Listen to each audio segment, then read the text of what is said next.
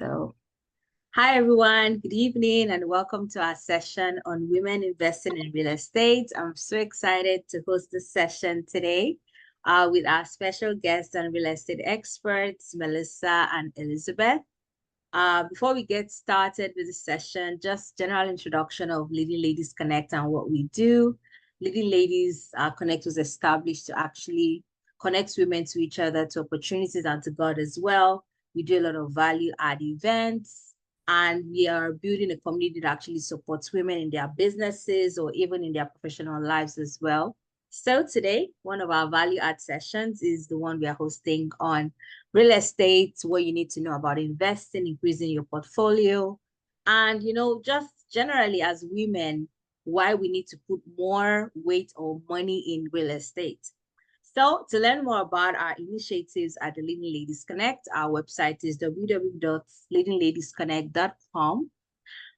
Before I go into the session itself, I'll just give Melissa first the opportunity to introduce herself, what she does, and what we should look forward to in today's session. Hi, everyone. Can you hear me okay? Yes. Awesome. Perfect. So my name is Melissa Harney, and I am a mortgage broker. Been a broker for 14 years, and I love helping. That's what I do best. I, as well, am a real estate investor. I own investment properties, and let me tell you, I have stories. And I also have a daughter. She's also a real estate investor. So I'm definitely here to teach, and I love everything real estate. All right. All right. Thank you so much, Melissa. So I'll also You're give welcome. Elizabeth the opportunity to introduce herself, and we get right into it. All right. And hello, guys. I'm so happy to be here. Thank you for the invite. I'm also love everything that is real estate. I've come from a different background, actually. I came down from the finance background. So I'm familiar with some of the financing terms and in regards to reading credit reports and so forth, and the ratios. I'm very familiar with that. Been in the real estate game for a couple of years now, and I work with my sisters in real estate. So our goal is to really help women to learn more about real estate, learn how to build generational wealth. And not only women, but also people of color. That's where our heart is to help minorities, fill that gap, that wealth gap that we have by showing them ways of how they could build wealth. All right.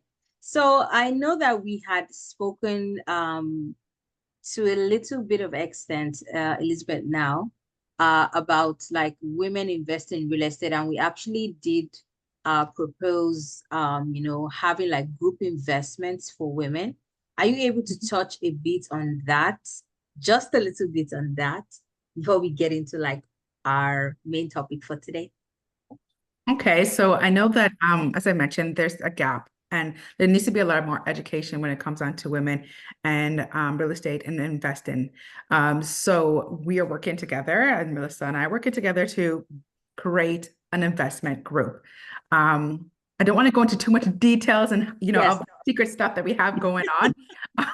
But once we have more information, we'll make sure that we release that to you guys first. Okay. All right. So thank you so much. I guess we'll get into the session. We have a handful of people. Anyone else that joins us can obviously watch the recording later. And then if you have any questions, please use the chat box.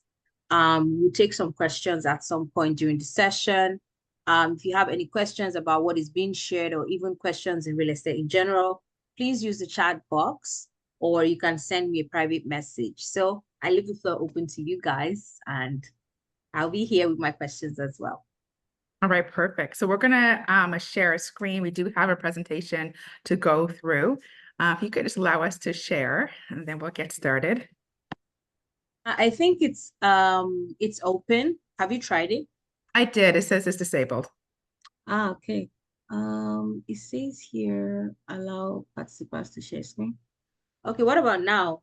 Okay, let's try again. All right, it worked. Give me a minute now. Okay.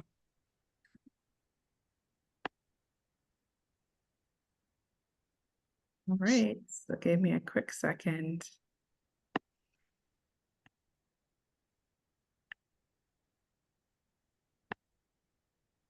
All right, so we're really excited to get started.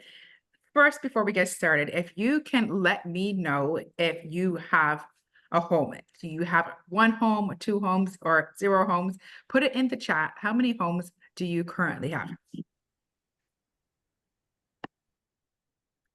All right, and I am going to go into a little bit about myself. So I did explain a little bit about who I am. I also am a mother of three children, ages 22, ages 17, and 13. And yes, it took me a while to kind of think about that. After having the kids are so big, sometimes you forget their ages. But I have the desire to help minorities and help women to build wealth. So that's a little bit about me. And then I'm just going to go ahead and let Melissa introduce herself. Thank you. Thank you, Elizabeth. And then there's me. So as I mentioned before, I've been doing real estate for 14 years. I too am a parent. I have two children.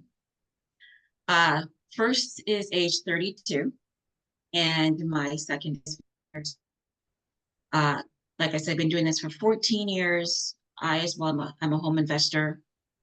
I've had several properties, and let me tell you, when it comes to investing, sometimes you make good decisions and sometimes not so good decisions. But the key is to, I would say, the key is to, when you encounter hurdles, figuring a way out, because there is light at the end of the tunnel when it comes to investing in real estate. Like right now, we are in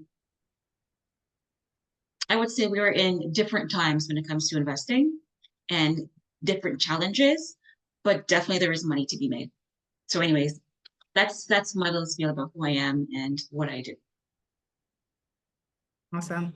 So by looking at some of the chat here, we have some people that are new to real estate, and we have some people that have a home. So that's great. We have different people. So we're going to be covering both aspects. We're going to be covering investment, also for newcomers, and also we will also be covering for those who are first-time home buyers. Okay. If you stay to the end, we're doing a giveaway. If you could just, there we go. Okay, if you stay to the end, we have a giveaway for a $50 gift card for the keg. So stay to the end and make sure that you have the opportunity to win. All right. Melissa, did you want to? Sure. I'll start off. So one of the first things we're going to discuss is why should you invest in real estate? And one of the first things, most of the most important things, is a wealth accumulation. When you invest in real estate, you get substantial returns through property appreciation. Oftentimes, if you have rental properties, you get rental income, and there's tax advantages. Another advantage is sorry, just give me a second.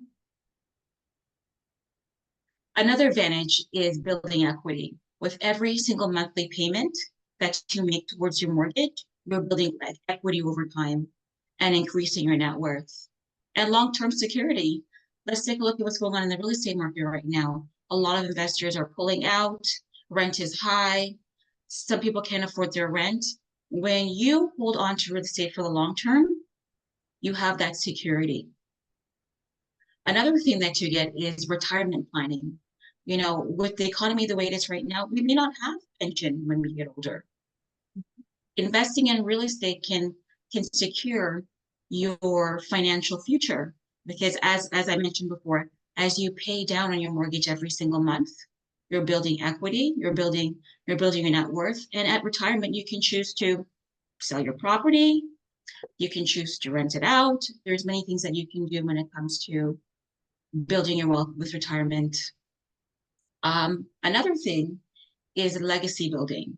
When you have real estate, you can pass it on down to future generations, to your kids, to your grandkids. That stays in the family. And of course, you also can be a role model. You know, my daughter bought her first property when she was 22, and she did it because I did it. I was a role model for her. And I think that's about it when it comes to that one. Okay, so investment options, there are different options that how you can invest. Most popular is the residential real estate, but there's also commercial real estate. You could buy a vacation home or short-term rentals. This is what you're seeing a lot when you're talking about Airbnbs and so forth. There's also mixed use property. So mixed use property could be you live upstairs and downstairs is a convenience store or a beauty shop or something like that. So there's mixed use. And that's a great way to build wealth. You could be a private lender. You could also be a land investor. So you can invest into land, and that's basically buying land and holding on to it until you're ready to sell it, because land is never going to lose its value. Yes, we do have turns and ups and downs when we come onto the market. But another thing that you need to keep in mind is that buying land is like buying any kind of real estate. You want to hold on to it until it obviously builds up equity. And then if you want to release it, that's when you're going to do it. And then there's specialty real estate as well.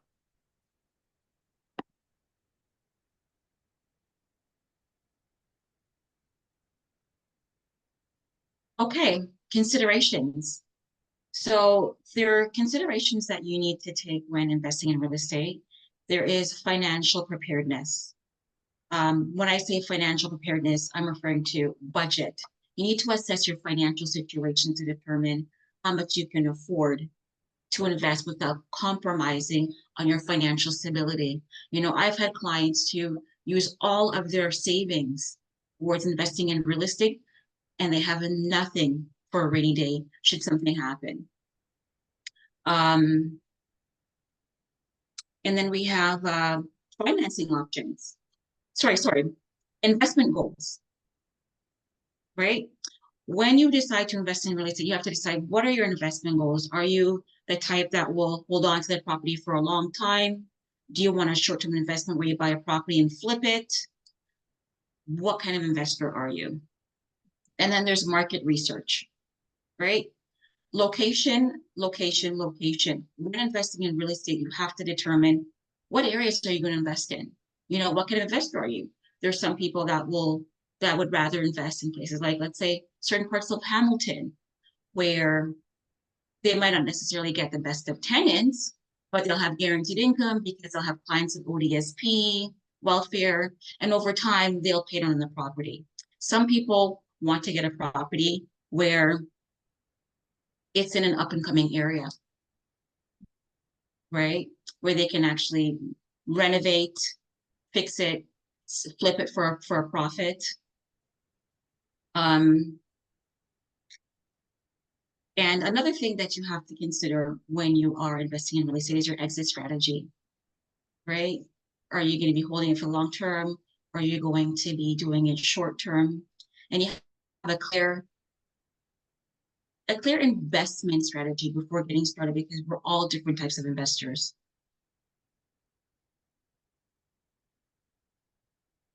All right. When it comes to market research, we do get that question a lot. How do I know when to time the market? The first thing I'm going to say is you cannot time the market. There is never going to be a good time versus a bad time when it comes onto the market. It's really what you need to do. What exactly is your goals for the future? And that is what you need to decide on before you buy real estate. One thing I want to say is that real estate for me has opened up so many doors. When I bought my first home, I didn't really care to even buy real estate. I was saying I wanted to rent, and I was comfortable in renting. And then my mom eventually said to me, okay, it's time for you to go ahead and buy your first home. You know how Caribbean parents could be. She wanted me to push me, and she did push me to buy, my first home. My first home has opened so many doors for me. One of the doors that is opened is allowed me to finance my daughter's education. It's allowed me to buy a bigger home. It's allowed me to renovate. It's allowed me to go on vacation. It's actually allowed me to buy a car. I've done so many things because of that first home and taken that first step of buying some kind of real estate and using that money to build generational wealth. And it's also allowed me to buy other properties. But a few things that you want to consider when you are buying a property is you want to make sure that you have a real estate agent that knows how to do a comparable market analysis. So that's marketing, checking the area and see how much homes are selling for, how long it's been on the market. You also want to do local market research. I've heard a lot of people say, oh, the market's not doing well. Well, the market may not be doing well in one particular area, but in another area, it can be. So you want to make sure that the market information you get is very local. The demographics is also something that you want to think about. You also want to think about infrastructure. You know, what is your goal? Like somebody that wants to live in the city, they want more of a fast life, but somebody who does not want something and wants to have a slower life, they might want to move outside of the city. So that's something that you also want to keep in mind as well. And then there's also apps. I know a lot of people like to use House Sigma and Realtor.ca, but if you hook up with a real estate agent, they could hook you up with Realm. It's an app where you could get information faster than Realtor.ca and faster than House Sigma because it's what real estate agents use. I'm gonna check to see if I have any questions. Okay.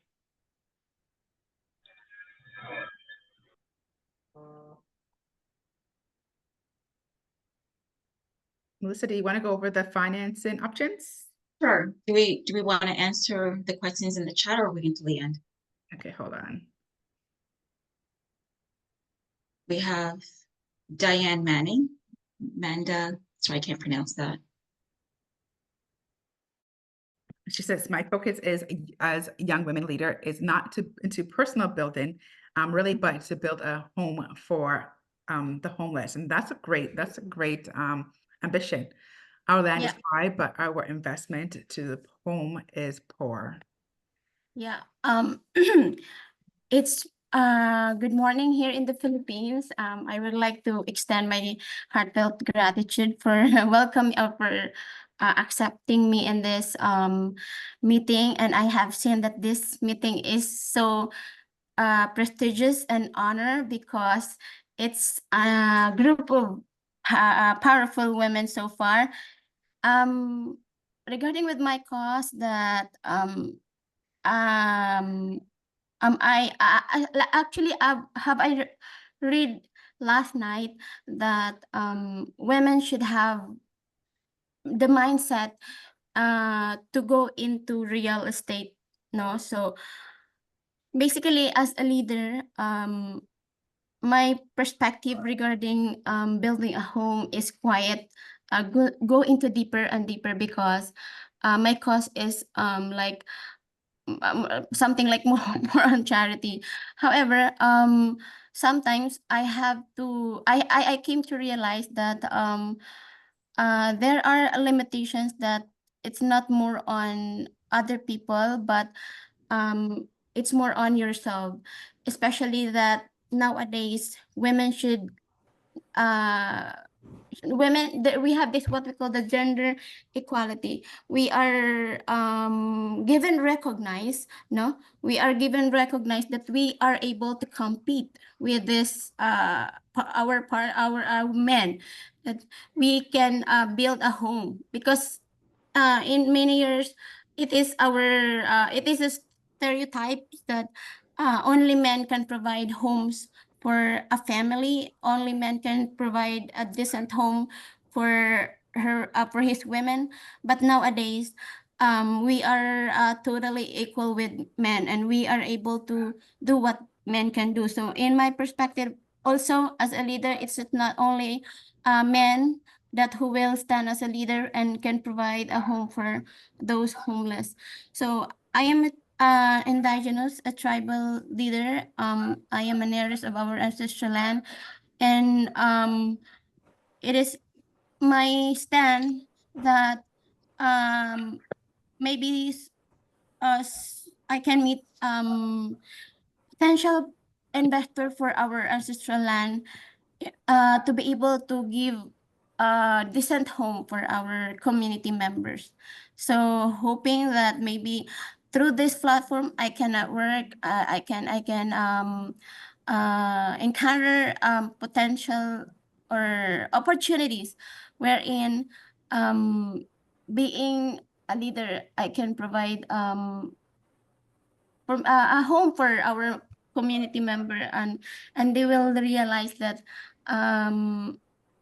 it's better to build it's sometimes it's better to believe to a women's power. So I think Okay, that is Diane. Diane, thank sorry. you so much for your contribution. What I would suggest is maybe write your question in the chat, because we still have quite a number of slides to go through. At the end of the presentation, we'll be able to answer the questions in the chat. Thank you. Okay, ma'am. Okay. Awesome. Okay, so let's move on to financing options.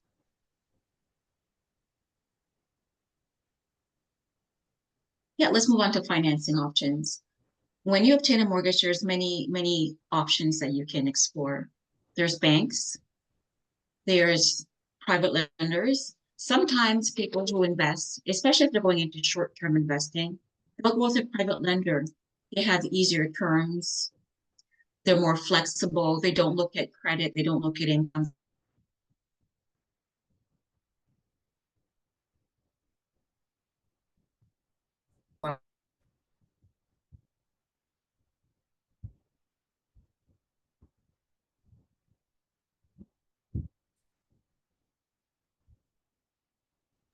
Melissa, if you're not audible. I'm not. What's happening? Okay, now you are. Now I wasn't hearing- am? Yeah. Sorry, it might be my connection. Where did I lose you? You were going into talking about credit unions and trust companies and how Yeah. sometimes they don't Yeah. meet. Yeah. So we have trust companies as well. They're all good, viable options, depending on the kind of investment you want to buy and depending on the kind of investor that you are.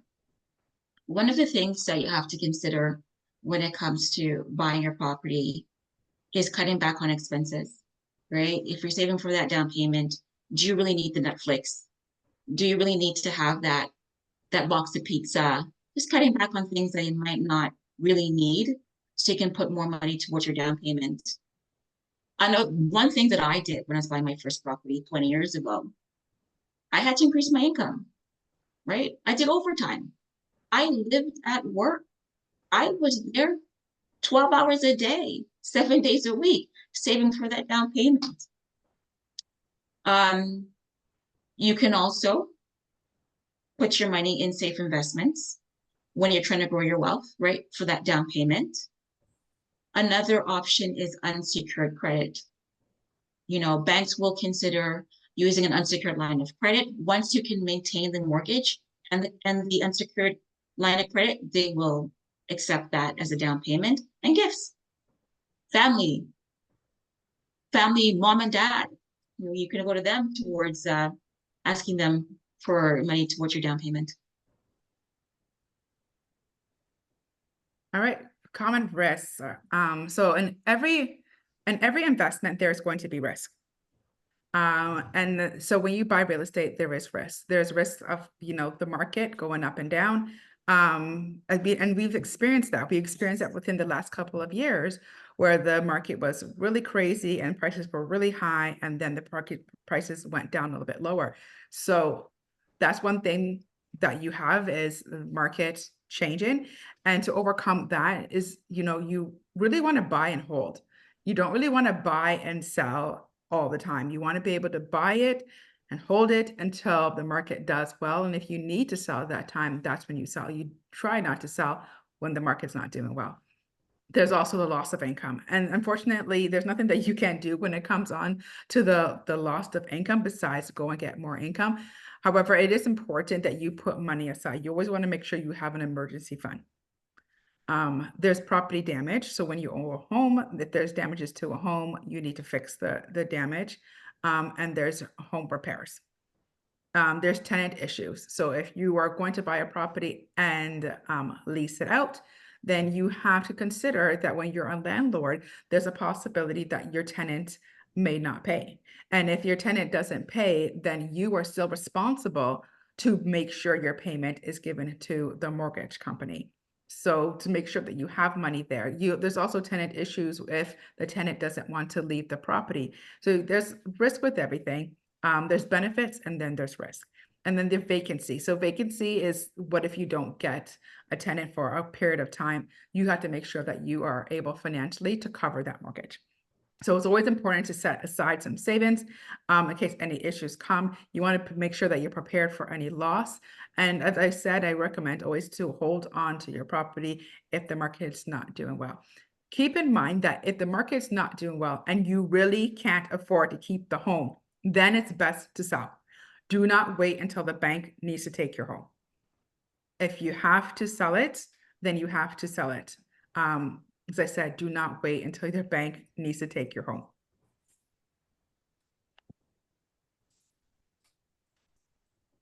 Networking. Networking. Do you want to cover this one? Sure. When it comes to networking is important. So the question I got was, why is networking important? Because it helps build relationships. And you want to make sure that you're building relationships with industry leaders. Industry leaders in real estate, obviously it's realtors, it's mortgage brokers, it's lawyers. It can be people who do inspections, people that do appraisals, people that do plumbing. You want to make sure that you're building relationships with them.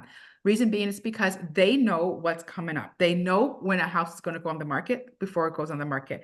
They also know if a new development is going to happen.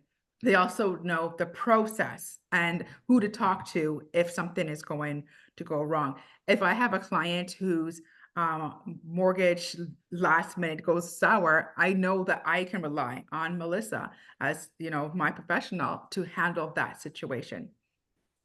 Market knowledge, as I've mentioned, we have lots of market knowledge. So if you want to network, with people who have market knowledge. And there's also opportunities for collaboration.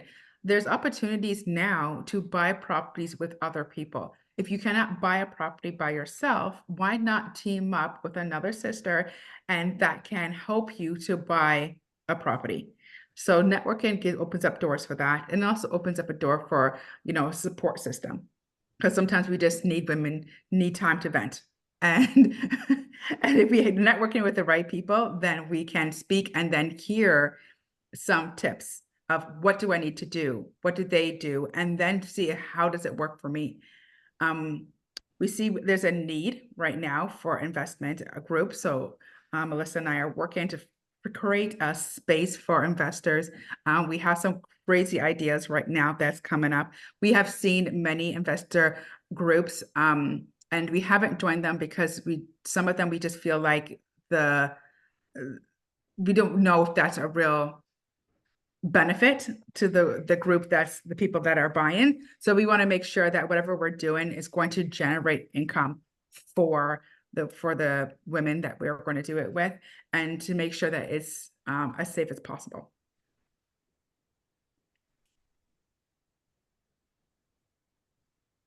Best practices.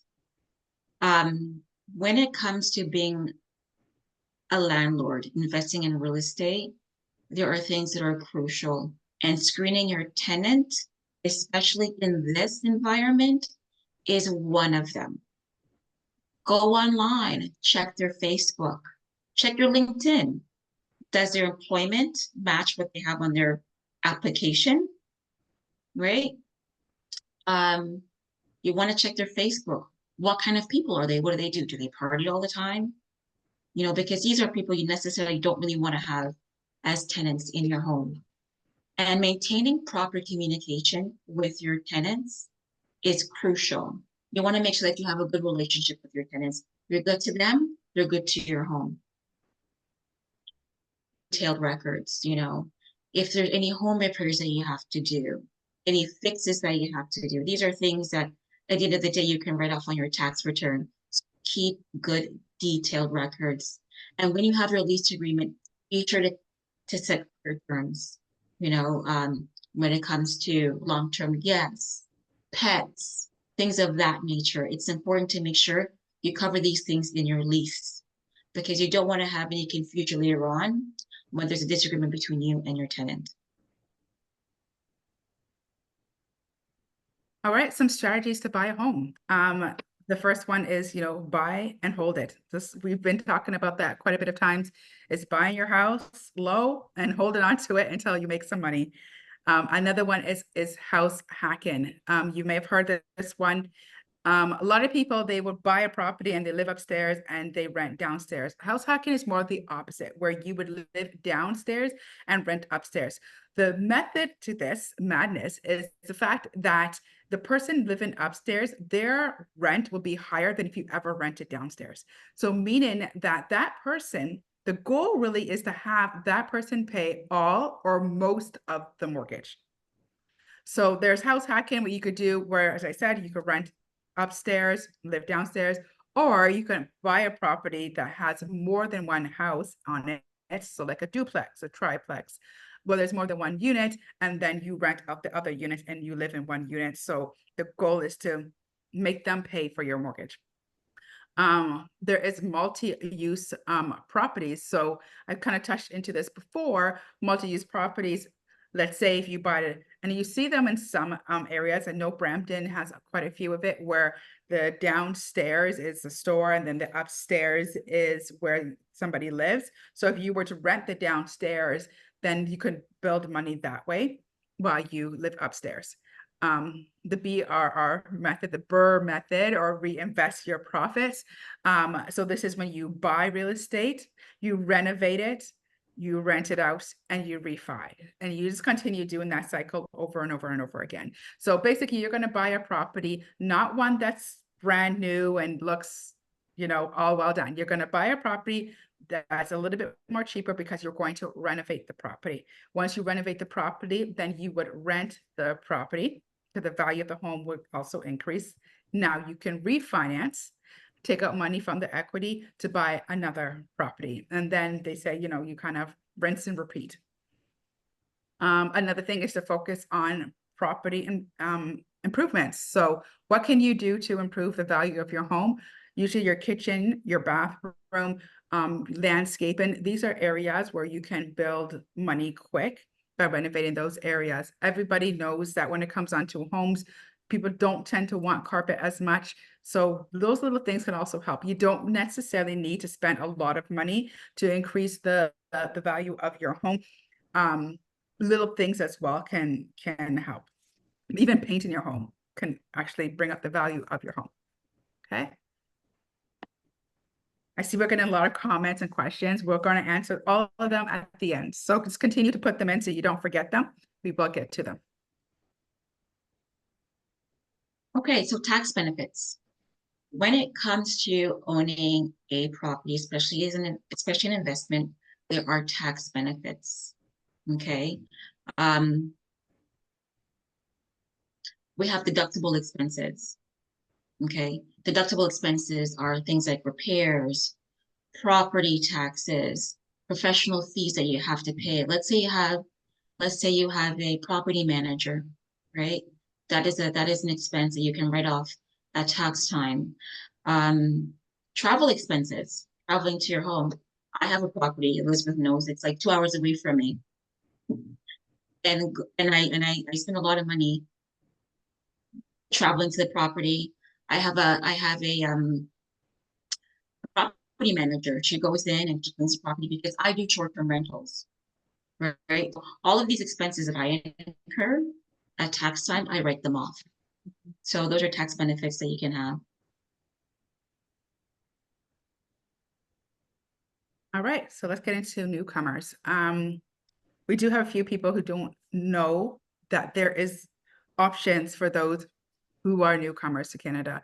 The first thing, to be eligible to qualify to buy a home as a new home buyer or newcomer, the borrowers must have at least a valid work permit or permanent residency. Okay, then the borrower must have at least 3 months of full employment. If they have transferred from the same kind of industry, then that could be considered as well. There is lots of programs out there for newcomers. I didn't want to get into it into detail because every situation is different. But if you're a newcomer and you want more information, Melissa would be the person that you would go to. we're going to be doing a webinar soon just for newcomers. So if you have information, you want more information on that, there will be a webinar coming up soon. Okay, before buying the home, one of the first things you want to do is assess your finances. How's your credit?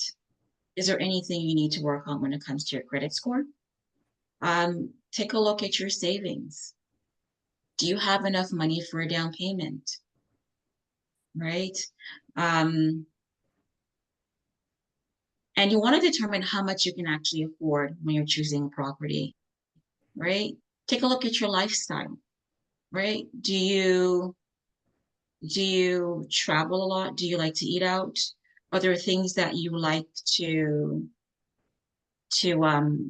indulge in when it comes to, sorry, can you hold on one moment? Mhm.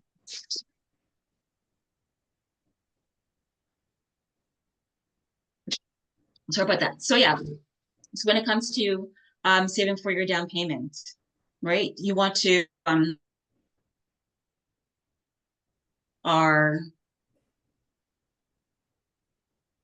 you are putting enough money aside. Sorry, I lost my trail of thought. Putting enough money aside, and then hire a real estate agent, someone like Elizabeth, right? Elizabeth has years of knowledge, experienced real estate agent. Hire someone like Elizabeth, and getting pre-approved. Getting pre-approved for mortgage is crucial because you want to know, are you ready at this particular time to buy? Is your credit intact? Can you get approved for the mortgage? Do you have enough savings? And speaking to someone like myself can help you with that. Okay. And I want to also note that we did say, you know, to hire a real estate agent before you get your pre-approval, because when it comes down to myself, I like my people to work with people that I know. I like my clients to work with the professionals that I know. That's the way we can make everything a very smooth transition, and we could make sure that we close very, very smoothly. Closing, a lot of people think that real estate agent's job is just to show houses. It does not go like that. We have so much things that we need to do, and the very end is to make sure that we close. So making sure that I am speaking to Melissa the day before, the weeks before, the day of, to make sure that that fund is going to be sent over so we could close. Making sure I speak to the lawyer to make sure that we're ready to close. I contact them before, a couple of days before, you know, the day of, and continue contact them to make sure that the house is actually going to close on time. So I like to work with people that I am very familiar with and that I know does a good job for my clients.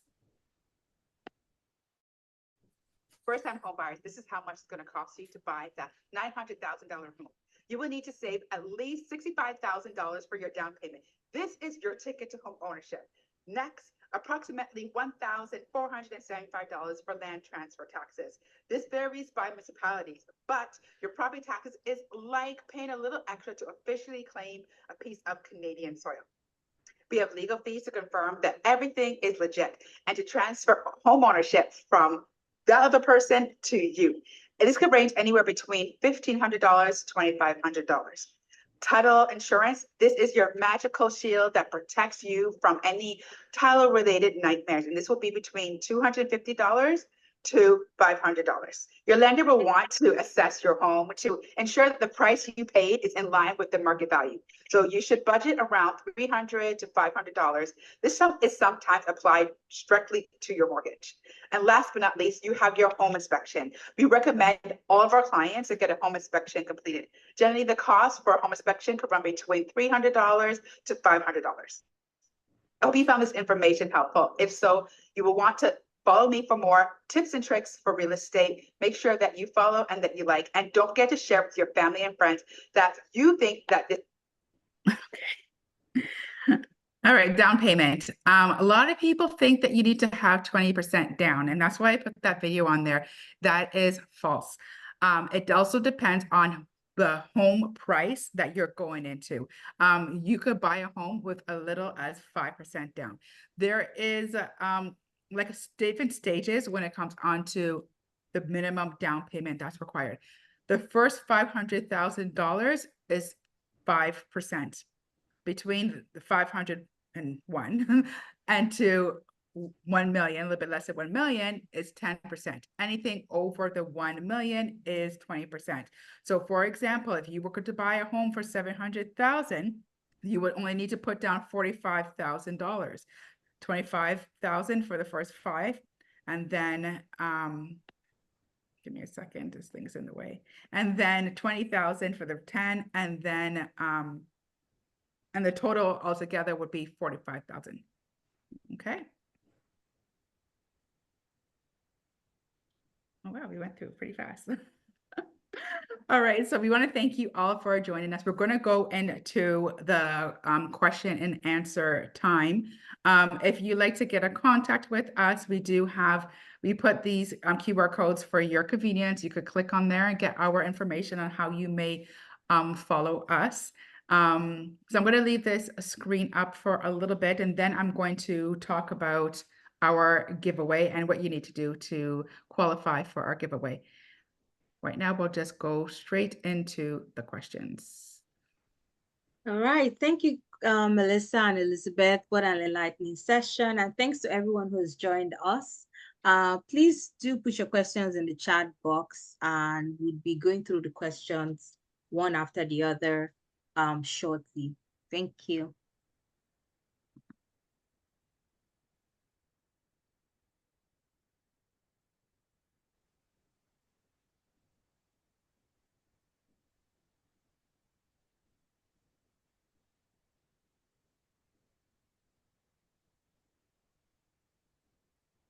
All right, so I would take the first question I can see here from Wemi. She's asking, what are your thoughts on buying outside of where you live, that is rented out, while you rent in your preferred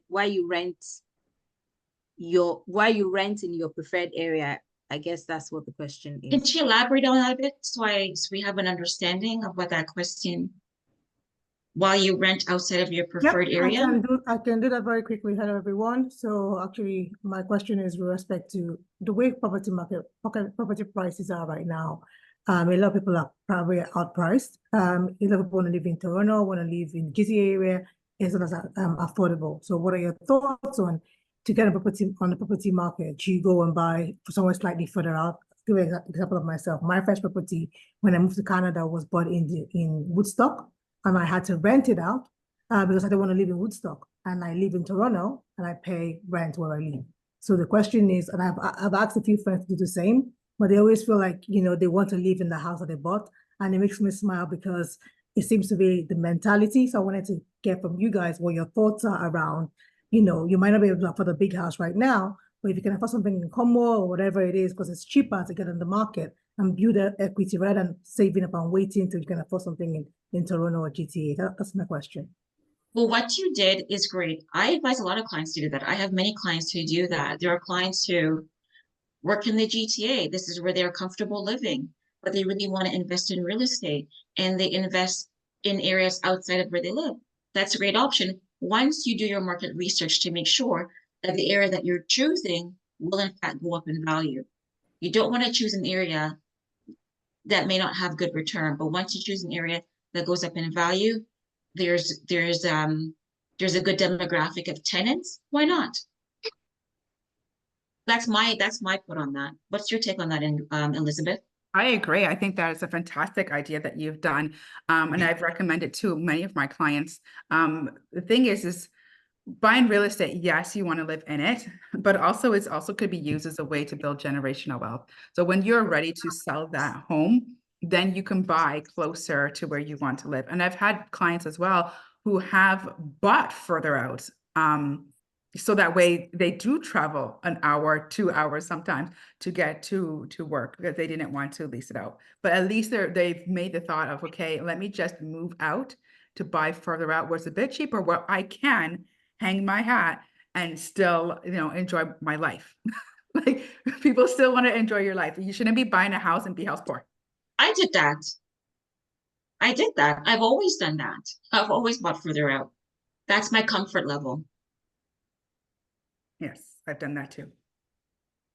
All right. Thank you so much for providing your insights. The next question here I think would be when you were addressing the fact that if you wanted to maybe get tenants to check their social media. Someone asked here if isn't that biased, making conclusions based on people off their social media? Lenders do it.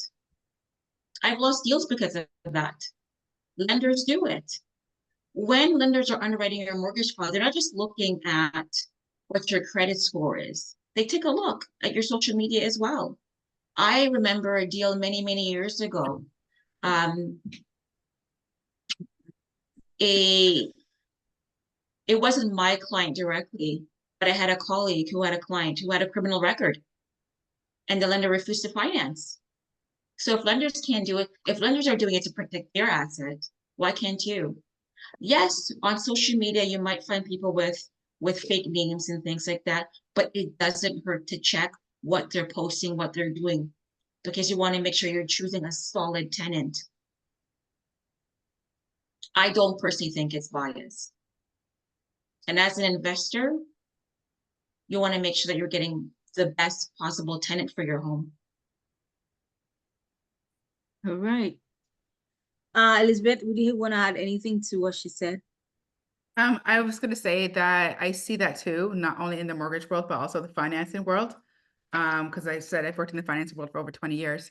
And when it came on to giving credit, they would look and see sometimes, like, you know, if we're not able to confirm somebody's job information, they will go and look on LinkedIn and so forth. So the tools are there, and because of that, people are using the tools. Absolutely. Okay, so our next question is, are there property managers that help with getting rent from your tenant? Is this a practice? Yes, they do have property managers that help with getting rents from tenants. They do it with a fee, of course. And when you are deciding to choose a property manager, in my opinion, you want to take a look at the numbers. You know, how much rent are you getting versus your mortgage payment? Can you actually afford to have a property manager at that particular time? For my properties, I've managed them myself. I don't use a property manager because I like to have control, but also I like to keep my money in my pocket. But it definitely is an option. There are people that would rather spend the money and not have the hassle, and every investor is different, but it certainly is an option. All right. Hi. So we have one question in the chat. It's from Elizabeth. She's asking, what insights can you share on buying commercial properties, that is warehouse, hostels, for investment and profit generating purposes? Buying warehouses? Yes, like buying commercial properties. So maybe you buy a warehouse and you want to use it for commercial purpose. So I guess it will depend on what you're trying to accomplish. Because sometimes it may be best for you to buy it, and sometimes it may not be. Sometimes it may be best for you to rent it. So every situation is a little different. So for that question, I would have to speak to you to know a little bit more of what your goals are, to know whether, like, which one would be better for you. Some people just buy it and they rent it, right? So it depends on really what your goals are. Okay, sure. So Elizabeth, I'm sure you can scan any of the bar or the two barcodes, but Elizabeth's barcode is the one on the left, to be able to get more insights into your question. We have someone whose hand is raised. Oshus. Hi. Thank you. So it was just follow up on the question. I was the one that asked about the property manager. I'm asking because if I want to buy a property like far out of Ontario, like Alberta or somewhere else anyway, I'm thinking because I don't live there, I would need someone. Would you recommend a property manager in that instance? And do you think there are other risks that we need to consider if you're buying way outside of a place that you don't have, you know, like a place I can easily drive or take a train to in one day? What do you think about buying like in far out provinces where you don't live in? It's a personal preference. You know, I have a friend who invested in another country, and he's doing well. And he does have a property manager. He has someone that that his tenants can go to when there's issues. He has that property manager that does the repairs. It really depends on you. You know, in a situation where the property is far, you need one because you need someone on the ground who can physically see your property and tell you what's going on and address any issues should they arise. Okay. But when you're doing so, you need to factor in the cost. You know, when you're deciding that you need a property manager, make sure that you're charging enough rent to cover those expenses. Okay, so cost is the main consideration. Okay. I would say so. I would say so because you don't want to be in an investment that's losing money. Yeah. Okay. Thank you very much. No problem. All right. So I have one question from Instagram. It says, what are the best practices for managing investment properties?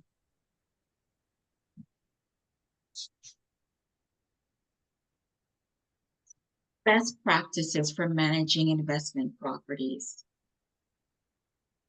Can they be more specific? Exactly what do they mean? Okay.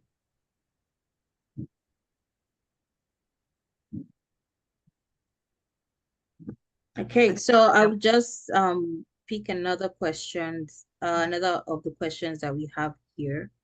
How important is the timing of purchase in the current market?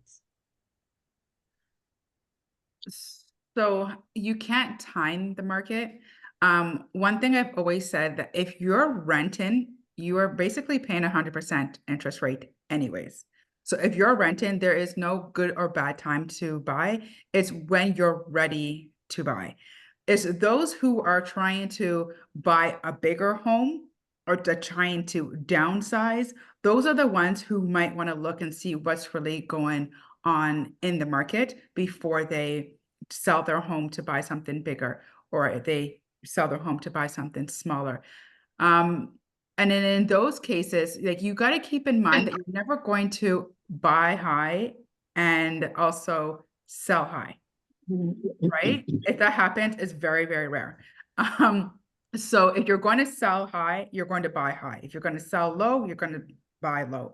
But there is sometimes in the market where if you were to have a home and you want to upgrade, sometimes based on the market statistics, and as I said, it can't be time. It has to be really the area, because if I'm leaving, let's say, Shelburne, and I wanted to move to, let's say, Brampton, right? And I wanted to get a bigger home. I know it's going to cost me a little bit more to do that because the market in the different areas is different.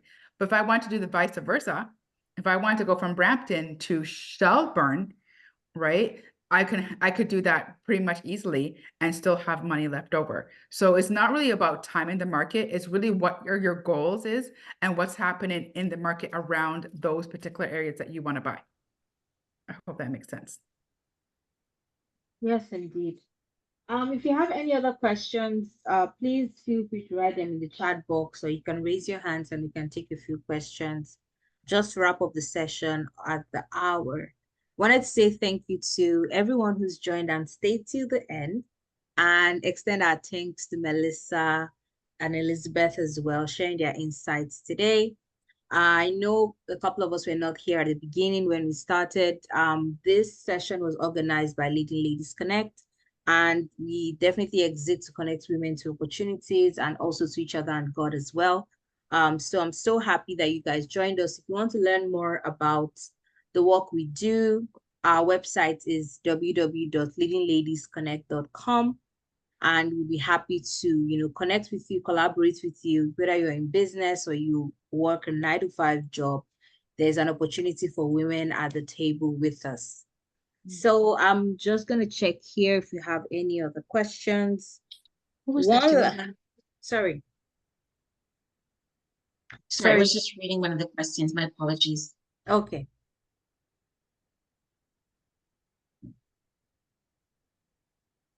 Okay, so if we don't have any other questions, as Elizabeth mentioned during the presentation, there is a session that is actually directed towards newcomers. we would plug that into our newsletter for the upcoming session, because I know that some of us on the call might be new in Canada, probably less than 3 to 4 years in Canada. You want to know more about like um the real estate market, the property ownership market, and things like that. All that will be addressed in the session that is upcoming with Elizabeth and Melissa. Checking here if we have anything else. You talked about collaboration. How would that look like? Well, would that be a question for Elizabeth or Melissa, or is it general collaboration? If you're able to elaborate on your question.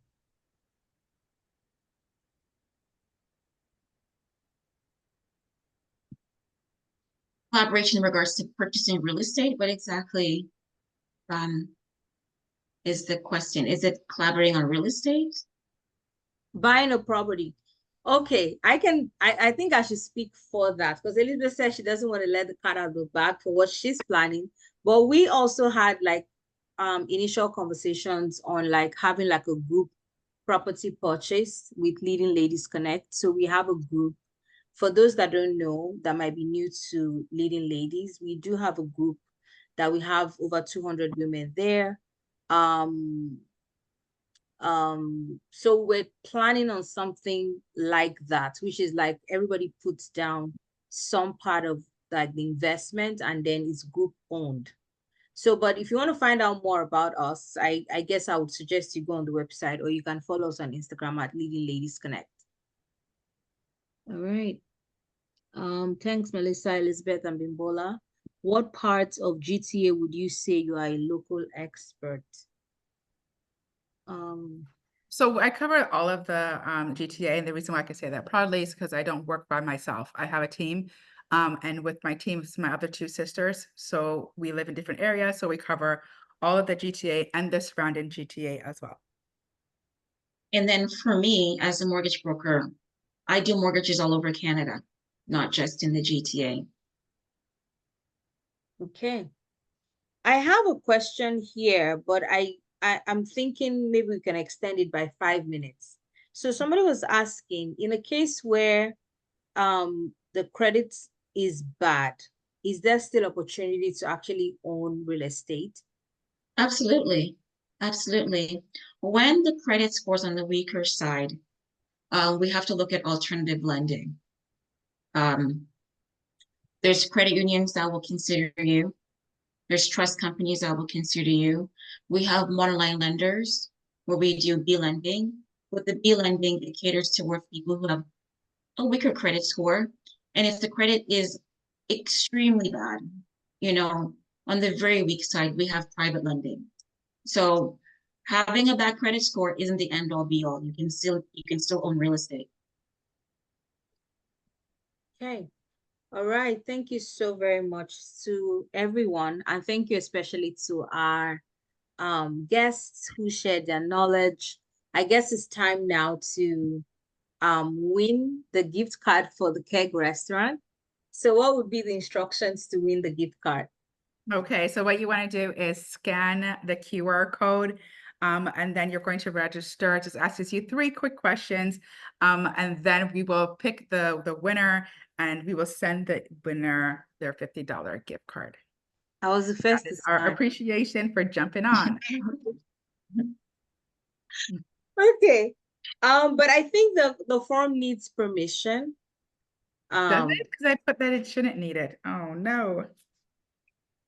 Okay. Give me a second. Let me stop sharing and see if I can figure that out. Sure. Sorry, guys.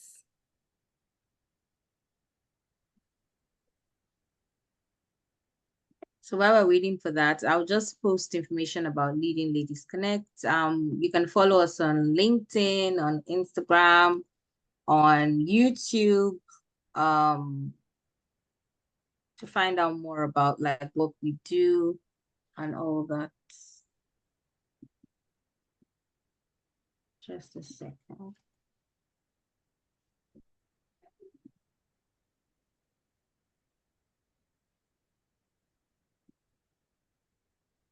Okay, I don't know why it's Is it not working? Okay, maybe if you could put your name and your email address inside the chat, and then we'll go from there. Okay, that would be good. I guess you can just randomly select.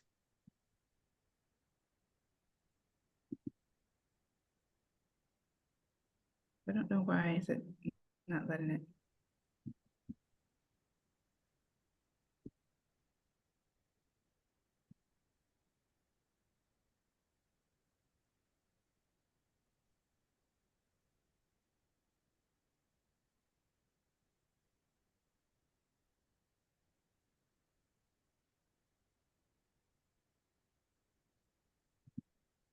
I'm going to try to put it up again and see if it works this time for those who didn't get a chance to do it.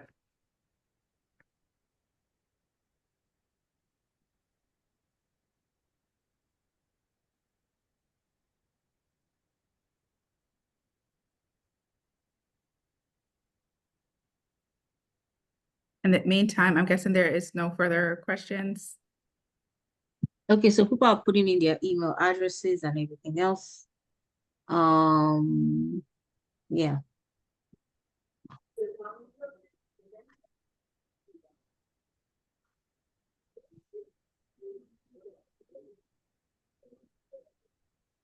Okay, so are you picking the winner now, or you're going to send them an email? I will Oh. send them an email. Okay, That's great. okay. So we're just able to wrap up the session. If you have put in your email address in the chat, I guess the winner would be contacted. For us, we have our social media platforms in the chat as well. You can just click on any of them, follow us on Instagram, connect with us on LinkedIn, and our website as well. All right. So any final thoughts for the ladies before we close the meeting, Elizabeth or Melissa?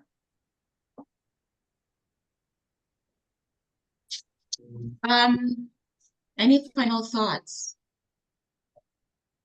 Don't wait to invest in real estate. You know, I can say that being a homeowner for myself, I'm a single mom.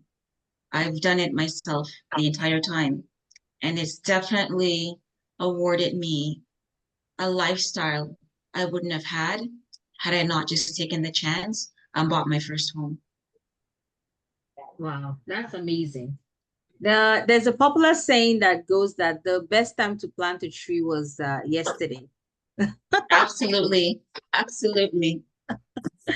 All right. So Elizabeth. Sorry, may I ask how long ago, Melissa, you bought your home and what you do for a living? My first one, I'm a mortgage broker, and I bought my first home.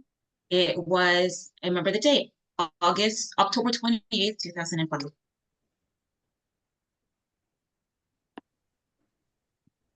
Yeah. Amazing. Yeah, All right. October. And I did house hacking.